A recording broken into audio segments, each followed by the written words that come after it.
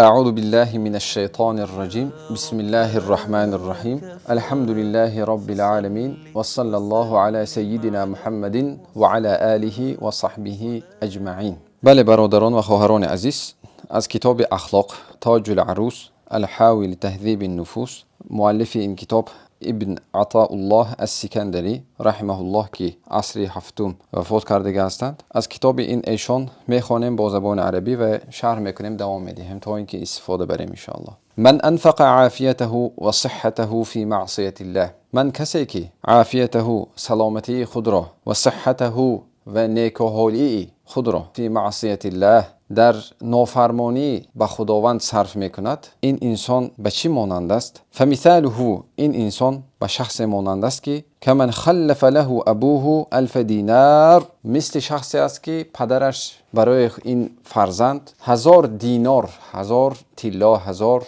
نقره، 1000 دلار یا که 1000 یورو میراث مانده است. لیکن این بنده فاشتری بها حیات و عقارب و جعلها حولها، اما این شخص با این دینارها، با این پولی که از پدرش برای خودش میراث ماند، کژدم و ماری زهرناک میخرد و آنها را در گرد خود میگذارد. تلدغه هذه مرة و تلسعه هذه اخرى افما تقتله، آیا چنین شخص از گزیدن آن مارها یا گژدمها نمیمیرد؟ آیا نمیمیرد؟ برادران عزیز، میراث میشود که میراث دنیوی، میراثی که مال ملک دنیا است، کم می شود یا که زیاد می شود. میراث می شود که میراث اخروی، میراث آخرت، این هم می شود که کم است یا که زیاد می شود. الله ما و شما را از این دو میراث هم محروم نگرداند، هم میراث دنیوی و هم میراث اخروی. خیلی که میدونید پیامبران عظام یگان مال و ملک میراث نماندند. پیامبران بزرگ برای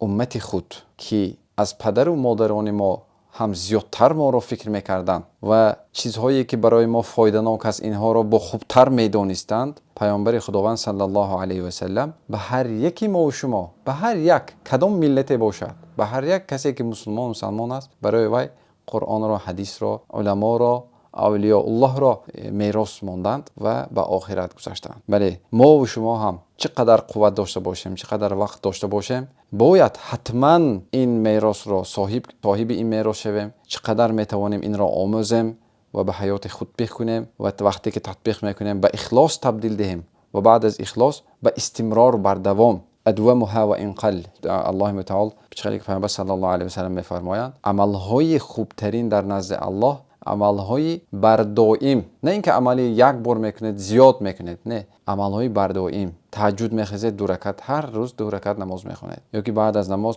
بر تمام مسلمان ها، بر تمام بنده ها دعا میکنید، یا که بر هر روز جمعه یک برای انسان ها یک خیر میکنید، یک ذره خیر میکنید، خواه تبسم باشد، خواه خیری مادی باشد، خواه هدیه کوچک باشد. و انت تمحق الساعات فی مخالفته، پس تو عمرت را با عصیان و مخالفت به امر و نهی خداوند ضایع میکنه. تمحق ضایع میکنه امور خودت را فی مخالفته، با عصیان و مخالفت به امر نهی الله عمر خودت را چی میکنه؟ ضایع میکنه. انسان‌هایی هستند که از علم دور هستند، از معرفت دور هستند، از قرآن، از زندگی شرعی دور هستند. اینها نامشان را مسلمان میشمارند، لیکن که در حقیقت وقتی که میبینید عملها موافق سخنشان نیستند، مناقض سخنشان است. شخصی که با طبیعت است، که با اخلاق است، باید قولش با عملش موافق باشد. فما مثالک الا كالحدأة تطوف على الجیفه، حالت تو، مثال تو به مثل شاهین، حیوانی که چیزهای ناخوش را میخورد، شاهینی که شاهین شکاری مانند است. حیث ما وجدها انحطت علیها، شاهین جستجوی مرده را میکند، یک حیوان مرده را میکابد تا اینکه بخورد، تا اینکه تناول کند، تا اینکه اشکمش را سیر کند. پوشی که شکاری است جستجوی مردار میکند و وقتی آن را یافت فوراً بر بالای چیزی میته نشسته میخورد. بل کن کنحلتی، ای مسلمان، ای جوان مسلمان، ای خواهر مسلمان، ای برادر مسلمان، ای پدران مسلمان، ما باید کنحل مثل آری باشیم.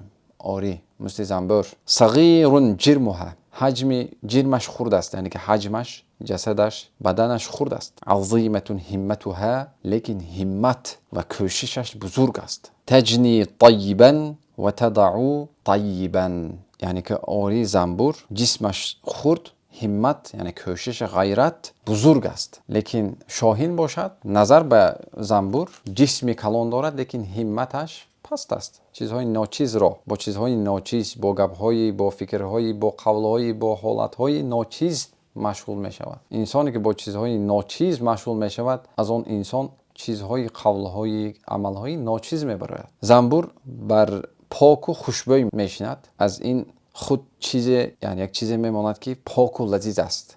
زنبور با چیزهای یعنی که گل و رستنی هایی که ویتامین دارد، فایده دارد در این چیزها میشیند و پس چیزی که بر ما و شما به انسان ها میماند این یک چیز لذیذ است که اصل است. مسلمان هم باید مثل آری باشد و چیزهای خوب رود، از چیزهای خوب بگیرد، از چیزهای خوب جمع کند و این چیزهای خوب را به دیگر انسان ها پهن کند، نشر کند. این وظیفه تمام مسلمان ها است. پیامبر خدا صلی الله علیه و سلم میفرماید که در حدیث خود بلغوا برسانید عنی از من ولو آیه، یک آیت، یک حدیث، یک قول، یک کلمه هم باشد از من رسانید، کم باشد هم رسانید. یعنی به تمام انسان ها باید اسلام را، دین را، حدیث را، آیت را پهن کنیم. باید جلسه های ما، محبت ما، گپ های ما باید با یک حدیث باشد، با یک تاریخ صحابه باشد، تاریخ اسلام باشد، تا اینکه مفکوره ما یک مفکوره اسلام، مفکوره وسیع اسلامی شود، تا اینکه یک تصور اسلامی در ذهن ما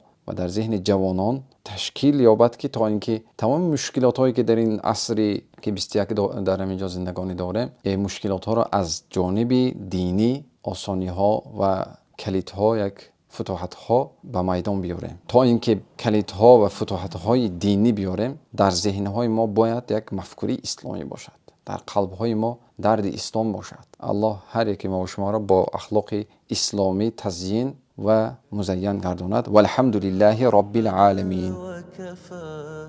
فصل وسلم على المصطفى.